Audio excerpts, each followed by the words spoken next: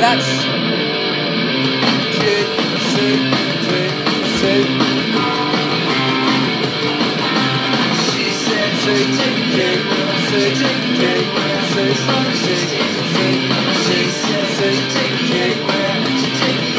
question is, what's the TikToks? Okay, and so how quick is the change? So we have to do the same thing again. It's a bit of an overload because it's so loud. We've got we've got more two-chord. We're feeding more different two-chord songs than ever. We'll keep going back to some because that. Baby, don't you do it? You know it enough to play to learn how to play that by yourself now. So it's like I will bring it back in at some point, but I'd rather keep featuring more as the warm up to get you lots of experience of it because you want to hear what sounds like in different contexts. That's what we. So we've got what's the process? What are we going to apply to this song to work out how to play this song as quick as possible? The big impediment with this song is you won't be able to make changes quick enough. Right, but you can still work out how it all goes together. What's the first thing we do? Yeah. What specifically? Those are specific. What we've got to find. What have we got to find? Find the beat. Pulse. Yeah. Find the pulse. Then what? We've got to overlay the ticks. Yes, ticks to meet.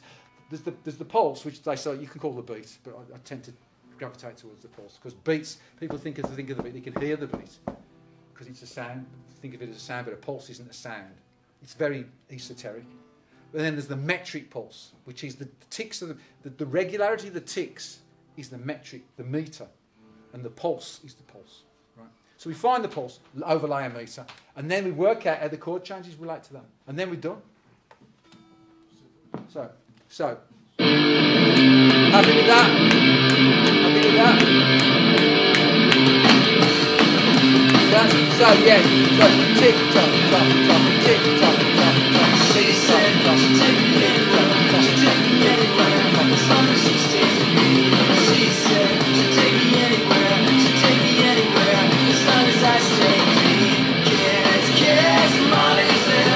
where did the chords come?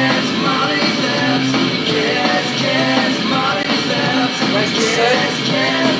You go like Sesame Street. You go. You go. You go. I go. You go. Is that Sesame Street? Some scary horror film?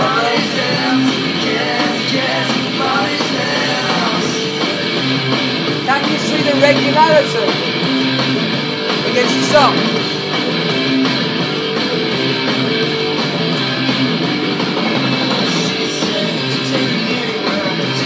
That's my tribute. That was my. It's really loud. It's quite loud, but it's like I don't find it too wearing at the moment. That's a tribute. That's my tribute to Nirvana's performance on Jonathan Ross. But they didn't do that song. But like, it's one of the great television performances of all time because the volume that they put their amps all on. Like they basically, the studio. There's something about them in the rehearsal saying, making them turn the sound down, so they just went on and turned everything at full. Yeah. And normally you can't hear. It'll be on YouTube. I'll try and give you a link to it. Normally you can't hear volume. If I was to put an amp on really loud and video it, you can see some people. There's a guy called Johan Segborn on YouTube, and he does lots of vintage gear demos of classic amps, and he always has them really loud.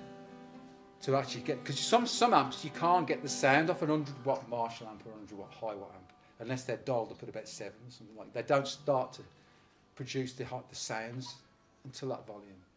It's you can on that video they use like massive Mesoburgi amps you can really hear the volume because on television they have like they use compressors like they in studios to dock the sound. So, but they just overloaded everything, and like when Jonathan Ross comes on, he's like this, he gets his cards and goes, great, that was a great performance, whatever he says, I don't know. So,